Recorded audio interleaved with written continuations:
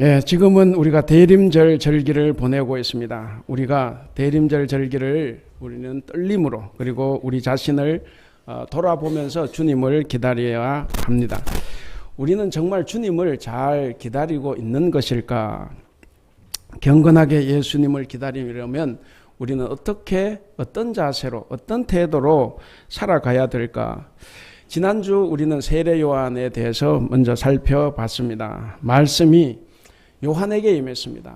말씀이 예루살렘, 성전도 아니고 어떤 장소도 아닌 광야에 있는 세례 요한에게 임했습니다. 그래서 요한은 광야에서 외치는 자의 소리가 되어서 죄 사함을 받게 하는 회개의 세례를 전파하며 거기서 살았습니다.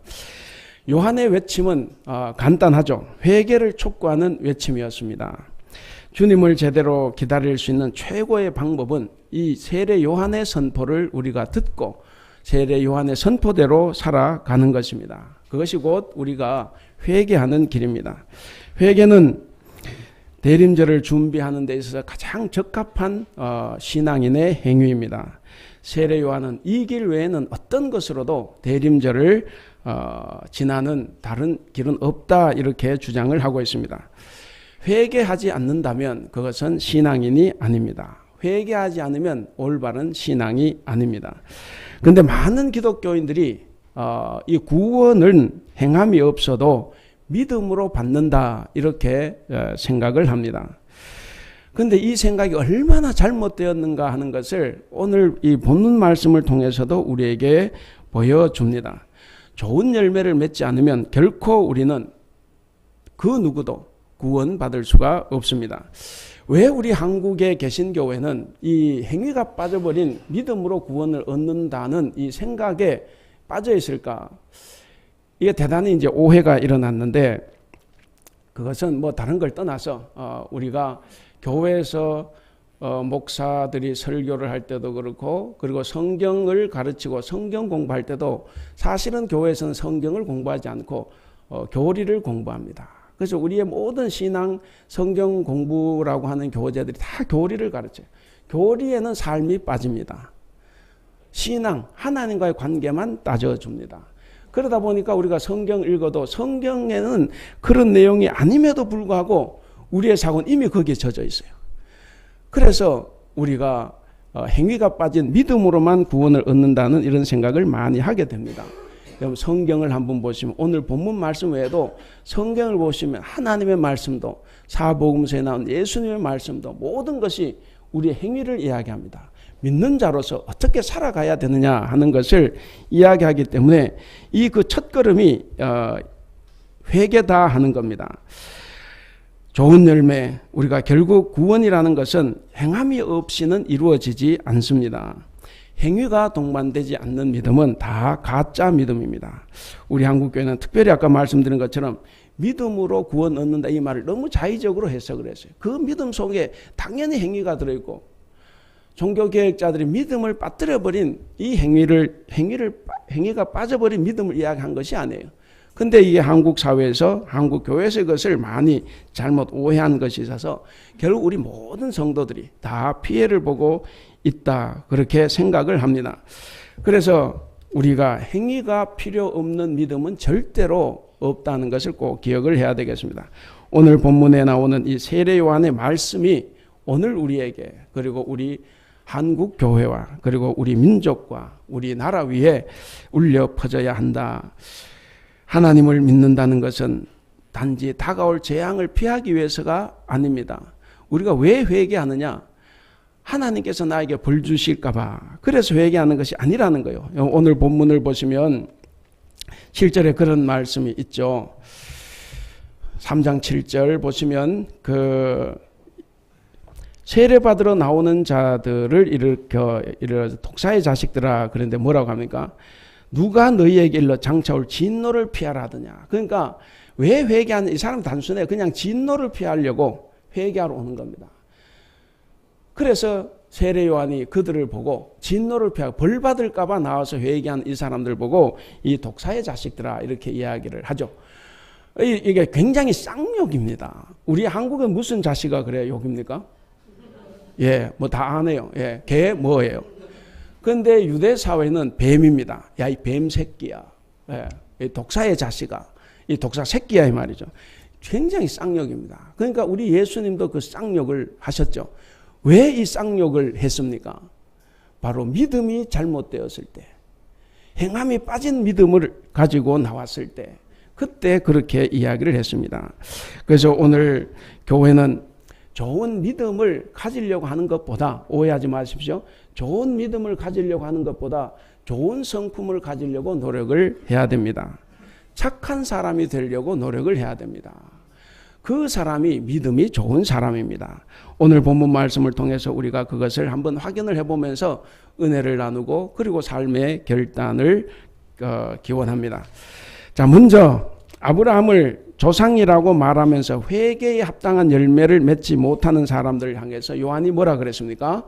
이 독사 새끼들아, 이렇게 이야기를 했습니다. 세례 요한이 요단 강가에서 회개를 선포할 때 그 당시 사회는 우리가 지난주에 한번 봤습니다. 로마의 식민지 지배하에 있었습니다. 암울한 시대였습니다.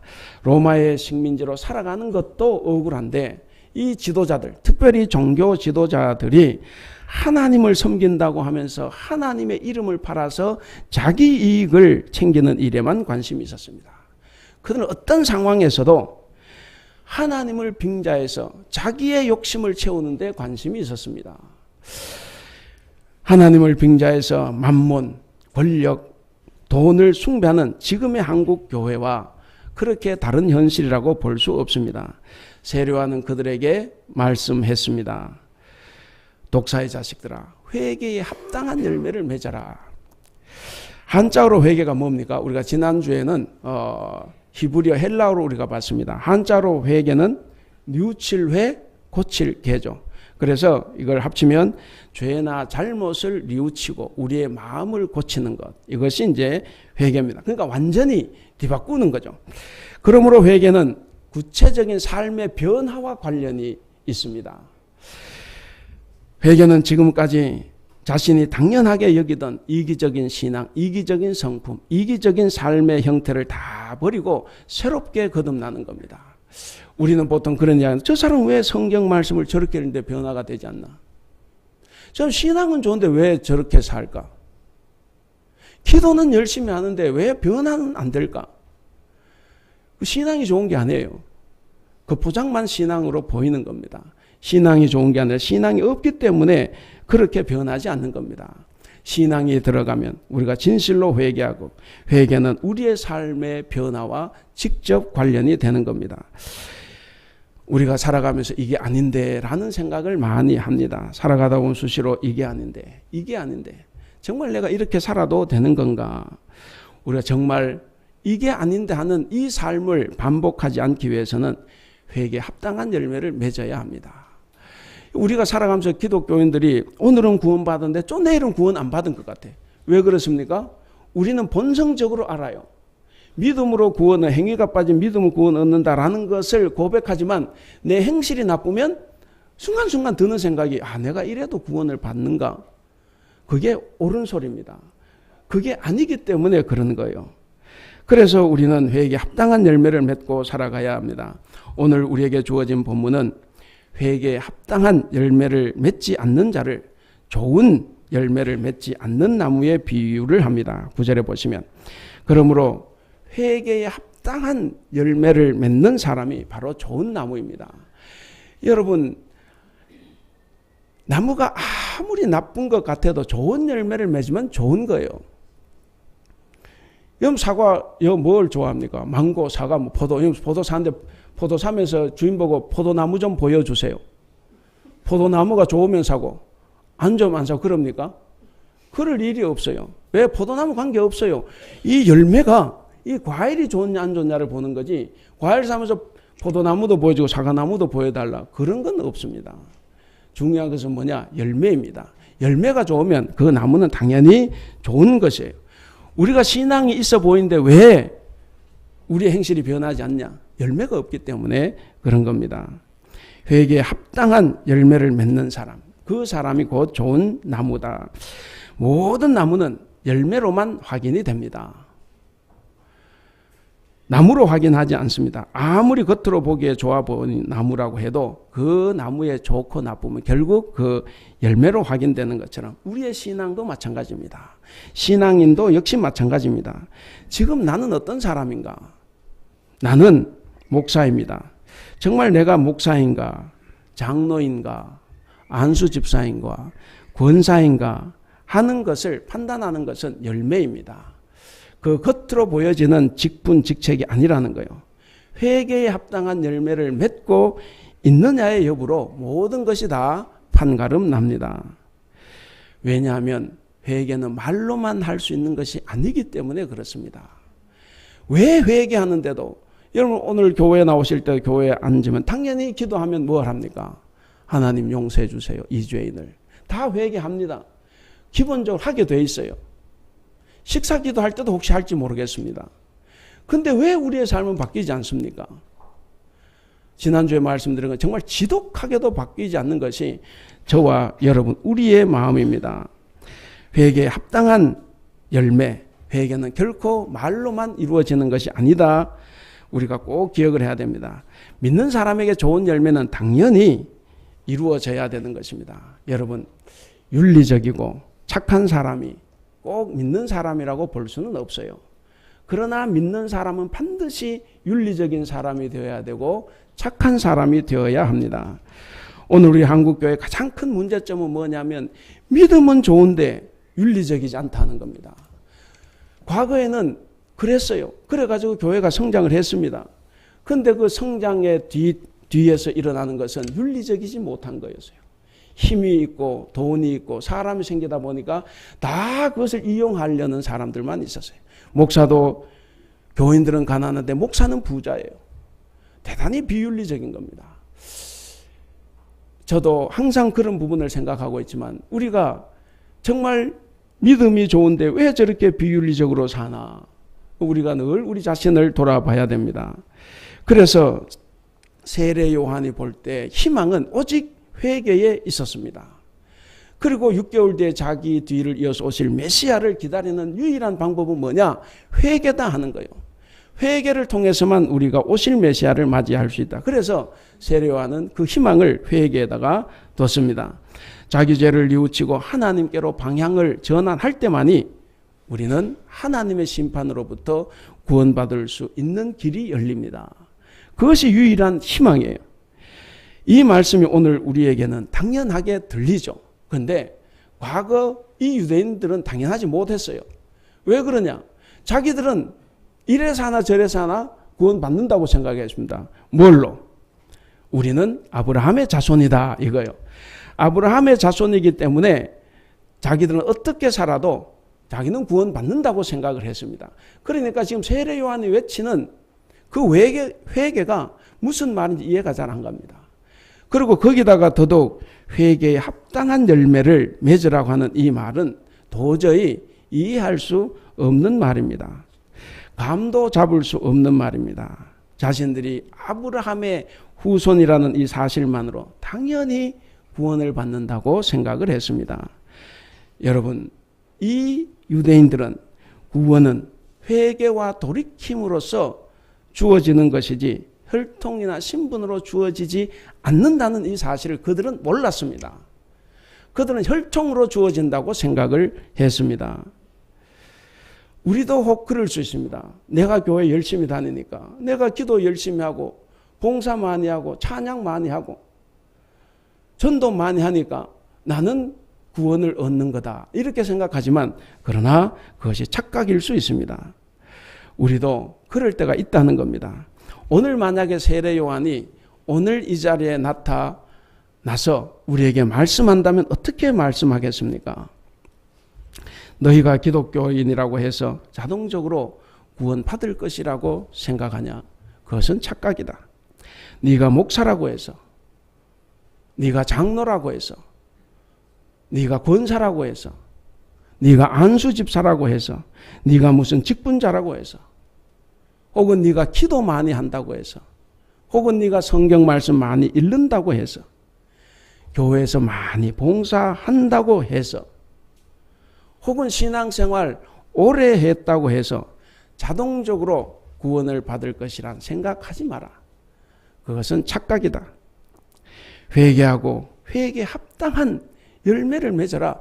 그것만이 유일한 희망이다. 이렇게 말씀하실 것이라 봅니다. 그래서 이 사람들이 물었죠. 뭐라고 묻느냐면 우리가 한번 본문을 한번 읽어보겠습니다. 9절 10절을 읽겠습니다. 10절 시작. 무리가 물어 이르되 그러면 우리가 무엇을 하리까? 예. 자, 그러면 우리가 도대체 뭘 해야 되냐? 자기들은 혈통으로 구원 얻는다. 하나님 오래 믿었으니까 구원 얻는다 생각했는데 그게 아니라고 하니까 그럼 우리가 무엇을 해야 합니까? 이렇게 물었습니다. 아마 우리도 세례 요한한테 그렇게 물을 수 있을 것 같습니다. 여기 이 질문에 대해서 세례 요한은 회개하고 회개의 열매를 맺는다라고 하는 것이 무슨 의미인지를 아주 구체적인 예를 들어서 설명을 해줍니다.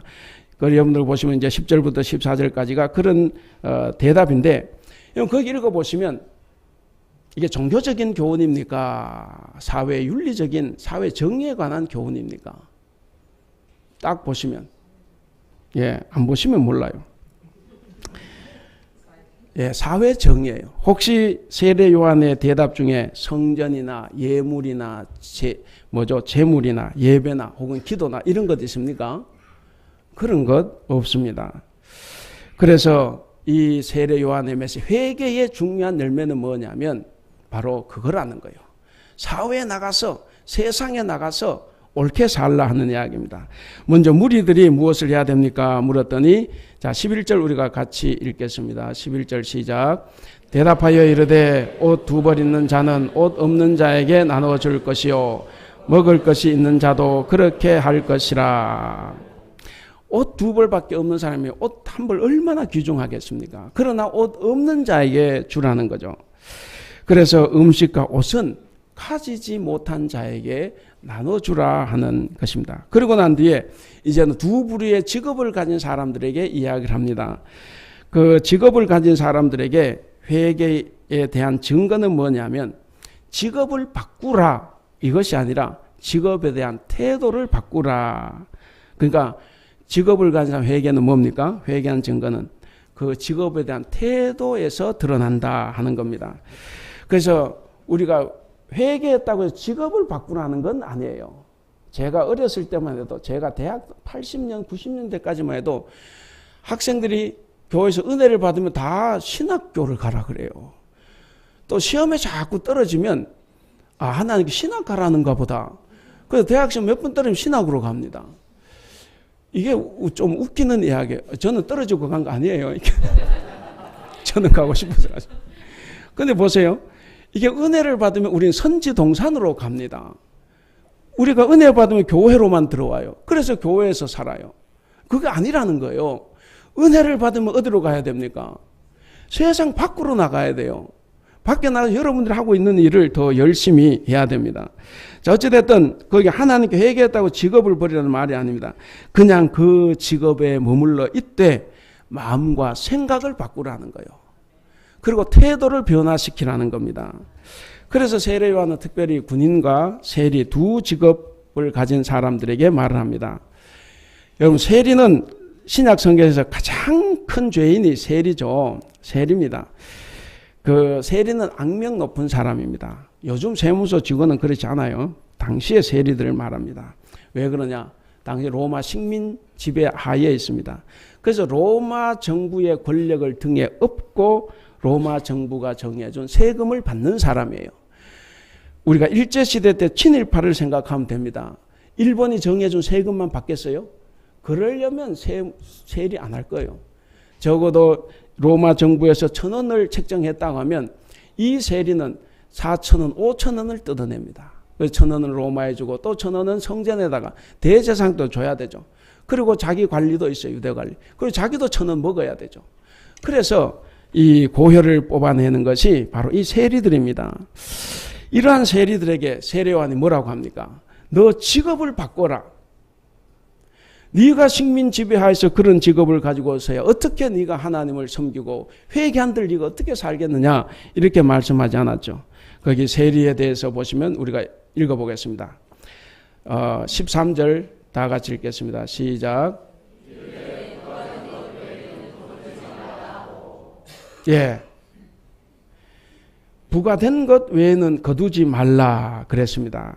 그러니까 이 말은 무슨 말이냐면 너희가 로마의 식민지 지배체제 아래에서 세리의 직업을 그대로 가지고 있어도 좋다. 그러나 세리라는 직책을 사용해서 너희의 사리사욕을 채우지 말라. 이렇게 말하는 겁니다. 그래서 너희에게 정해준 것 외에는 절대로 더 받지 말라 하는 겁니다. 그 다음 군인입니다. 이 군인이라고 하면 어떤 군대입니까? 우리가 일제시대 때 군인이라고 하면 일본 군에 들어갈 수도 있죠. 그리고 우리 한국 조선군이라고 해도 일본 군에 어떻게 보면 지혜를 받는 군대일 가능성이 많죠. 당연히 그럴 겁니다. 그러니까 로마 군대에 들어갔던 사람이든 아니면 유대군 부대에 들어갔던 사람이든 식민지 치하에서 군대에 들어갔을 때 그 군인의 위력은 이루 말할 수 없이 컸다 하는 겁니다. 여러분 이해가 가십니까? 우리가 일제 시대만 가지 않고 우리 군사 정부 시절, 군사 독재 시절만 해도 육사 나오면 최고예요. 다른 거 필요가 없어요. 그 군인이 제일 막강한 거죠. 그러니까 식민지 치하에서 이들은 아주 막강한 권력을 휘둘렀습니다. 그러니까 민간인에게는 군인들의 협박은 대단히 두렵습니다. 아무 근거 없는 고소를 당해도 백 없고 힘없는 이 민간인으로서는 어찌할 길이 없습니다. 그래서 군인들은 자신에게 주어진 그 작은 권력을 휘둘러서라도 자기들의 사리사욕을 다 채웠습니다. 우리가 14절을 같이 한번 읽어보겠습니다. 14절 시작. 군인들도 물어 이르되 우리는 무엇을 하리까? 이르되 사람에게 강탈하지 말며 거짓으로 고발하지 말고 금요를 족한 줄로 알라. 예. 아무에게도 협박하여 억지로 빼앗거나 거짓 고소하여 빼앗거나 속여서 빼앗지 말고 너희 봉급으로 만족해라 이겁니다. 그러니까 군인 해도 좋다는 거예요. 군인을 하지 말라는 게 아닙니다. 삶의 태도를 바꿔라 하는 겁니다. 그래서 우리가 이 두 가지 예를 통해서도 우리가 보지만 하나님에게로 방향을 전환했다는 이 말은 뭐냐면 우리의 삶의 태도가 그렇게 구체적으로 바뀌어야 된다 하는 겁니다. 직업을 바꾸는 것이 필요한 게 아니라 그 직업에 종사하고 있는 그 직업을 통해서 하나님의 뜻에 맞게 일을 하라 하는 것이 이 바로 세례자 요한의 말이고 그것이 회개의 증거다 하는 겁니다. 이것은 물론 꼭 직업만 그러는 것은 아닙니다.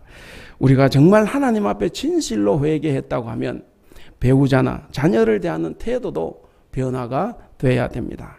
직장에서 동료 직원들을 대하는 태도도 달라져야 합니다. 교회에서 동료 그리스도인들을 대하는 자세도 달라져야 합니다. 좀 더 부드럽고 너그럽게 우리는 다 바뀌어야 합니다. 그것이 바로 회개의 열매입니다. 그것이 없으면 너희가 아무리 아브라함의 자손이라고 해도 그것으로 구원 얻지 못한다 하는 사실입니다. 회개에 합당한 열매를 맺으라고 하는 이 요한의 설교는 그래서 오늘날 우리에게도 대단히 절실하게 필요하다라는 사실입니다. 오늘 우리 교회에 필요한 것이 뭡니까? 회개입니다. 왜 그렇겠습니까? 하나님의 진노를 피하기 위해서 회개하는 것이 아닙니다. 그렇게 될 때 우리도 독사의 자식이라는 욕을 얻어먹습니다. 회개에 합당한 열매를 맺고 있지 못하기 때문에 우리에게 문제가 일어나는 겁니다. 간혹 사람들은 구원에 대한 확신으로 살아가는 사람들이 있어요. 내가 구원에 대한 확신만 있으면 구원이 된다고 생각하는 이 어줍지 않은 확신 때문에 우리가 훨씬 더 힘들어집니다. 여러분, 내가 확신한다고 갑니까? 대답하지 마세요. 우리 이희준 집사님, 구원에 확신이 있습니까? 대답하지 마세요. 이렇게 물으면 덜커덩 겁부터 납니다. 구원의 확신이 없다 이러면 잡혀가는 거예요, 이제. 그래서 구원의 확신을 막 심어줘. 그리고 거기 가서 충성을 해야 돼요. 구원의 확신이 있다고 하기에는 내가 좀 미안해요. 하나님께도 미안하고. 뭐 그래서 또 그래. 관계 없습니다. 여러분 구원 확신이 있냐 묻거든 있다 그러세요. 그 아무 관계 없어요. 그리고 없다 그래도 관계 없어요. 잡혀가지는 마세요. 이게 우리가 중요한 것은 뭐냐면 내 회개에 합당한 열매로 우리가 구원을 얻는 거지, 내가 구원 확신이 있다고 해서 가고 없다고 해서 못 가는 게 아니에요. 그런데 우리가 이런 구원의 확신이 있는 이것 때문에 사실 우리의 신앙이 틀어질 수가 있습니다. 여러분, 나는 신앙인이다, 나는 천국에 확실히 간다 라고 말하는 것보다 뭐가 더 중요합니까? 바로 신앙인다운 삶을 사는 거예요. 인간다운 삶을 사는 겁니다. 그 확신이 우리를 천국으로 이끌어가지 않습니다. 그래서 오늘 우리 한국교회에 참으로 필요한 것은 뭐냐면 기도도 아니에요. 기도하지 말란 말 아닙니다. 전도도 아니에요. 전도하지 말란 말 아니에요. 교회 봉사도 아닙니다. 교회 봉사하지 말란 말 아니에요. 그보다 더 중요한 것이 뭡니까? 바로 내가 맺어야 될 열매를 맺는 겁니다. 세상에 나가서 믿는 자가 맺어야 할 열매를 맺을 때 우리는 그런 사람을 믿는 사람, 신앙인, 회개한 사람이라고 이야기할 수가 있습니다. 성도 여러분, 우리는 이제 우리의 신앙을 다시 한번 새롭게 점검을 해야 됩니다. 우리가 아까 말씀 늘 우리가 교리에 젖어 있으면 안 돼요. 교리에 젖어 있으면 우리는 성경에서 말씀하신 그 많은 예수님 말씀 사복음서 다 보세요.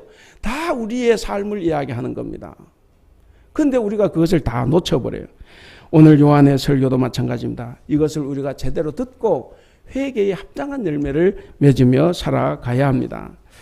이 메시아의 시대에는 회개하지 않는 자에게는 심판의 불을 가져온다 그랬습니다.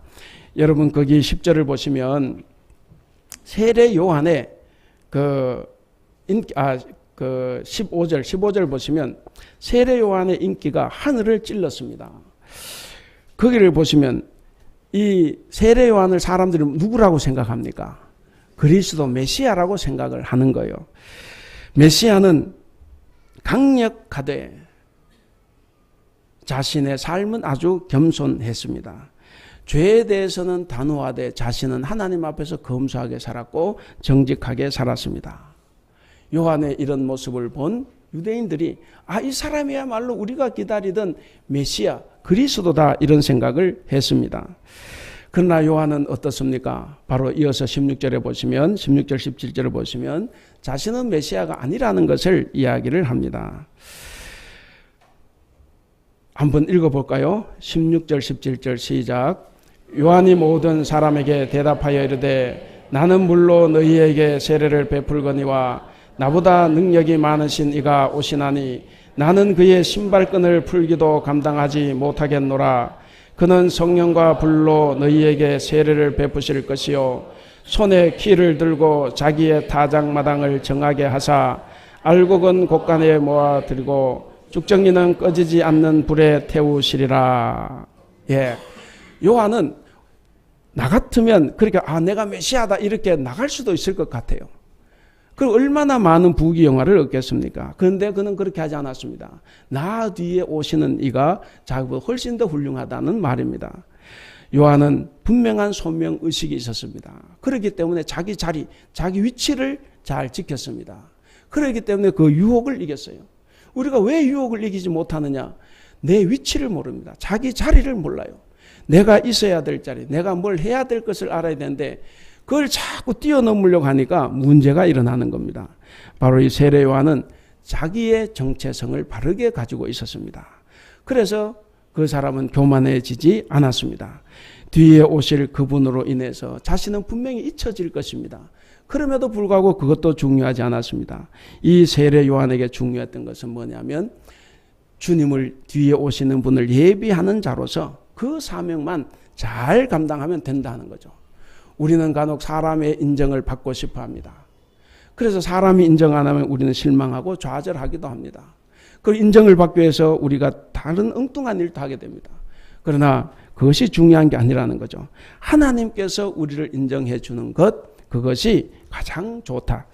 세례 요한은 다가오는 심판을 전했죠. 회개하라. 그런데 그 심판 행하시는 분은 누굽니까?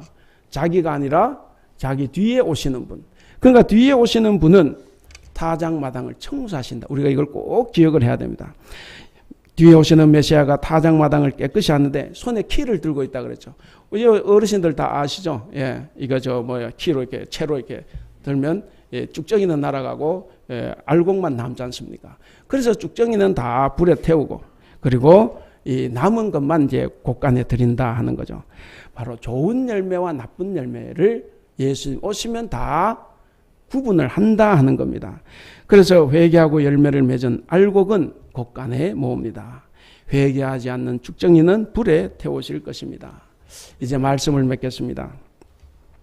성도 여러분, 우리는 이제 성탄절을 기다리고 있습니다. 이 성탄절이 가까워오는 시점에서 그리고 어제 우리가 성탄절 축하 발표회도 했고 또 오늘 찬양되는 성탄 축하 찬양도 했습니다. 바로 이런 시점에서 이 세례 요한으로부터 이런 질책을 듣고 싶어 하지 않을 것입니다. 저도 그렇고 어떤 설교자도 이런 대림절 셋째 주일 설교 본문으로 이것을 정하는 것은 마음에 들지 않을 수 있습니다. 그런데 우리의 교회력, 제가 설교하는 것은 우리 모든 세계 교회가 같이 교회력에 따른 성서 정과가 있습니다. 거기에 따라서 제가 설교를 하고 있는데 이 성서 정과에 따른 대림절 본문은 계속 세례 요한에게 집중을 하고 있습니다. 그래서 우리는 세례 요한의 말을 들어야 된다 하는 겁니다.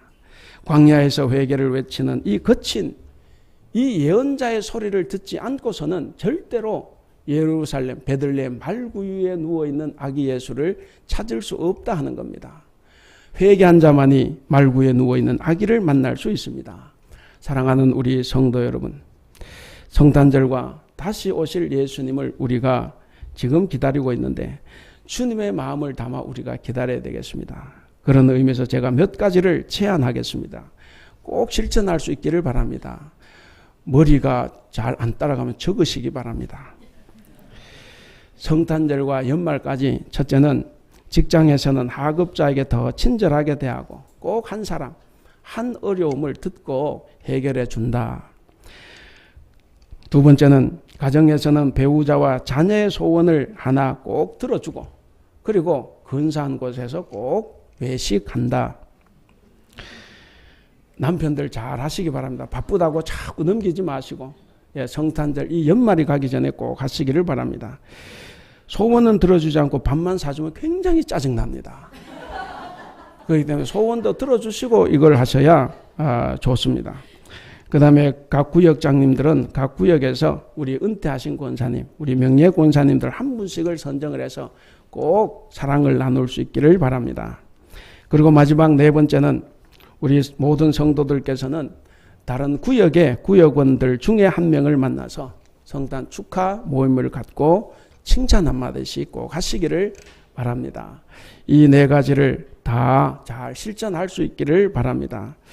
사랑하는 우리 대북교회 성도 여러분, 그리고 우리와 함께 예배하는 성도 여러분, 만약에 우리가 이렇게 한다고 하면 우리 주님께서 가장 행복하고 즐거운 이 대림절과 성탄절이라고 말씀하시리라 확신을 합니다. 이것을 실천하는 여러분들께도 하나님의 크신 은혜와 평강 그리고 위로가 충만히 임할 것입니다.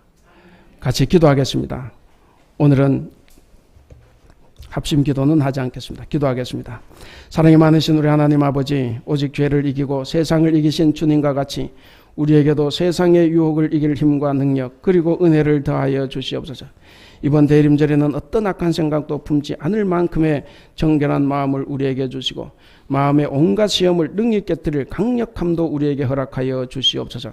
주께서 모든 증오의 마음을 없애고도 남을 풍성한 사랑으로 우리를 사랑하고 용서하심 같이 우리도 서로 사랑하고 용서할 수 있도록 주님 도와주시옵소서. 그래서 이번 대림절에는 우리가 정말 아기로 오시는 우리 주님, 그리고 다시 이 땅에 오실 우리 주님을 잘 기다리는 우리 성도들 다 될 수 있도록 주님 도와주시옵소서. 감사하며 우리 주님 예수님의 이름으로 기도하옵나이다. 아멘.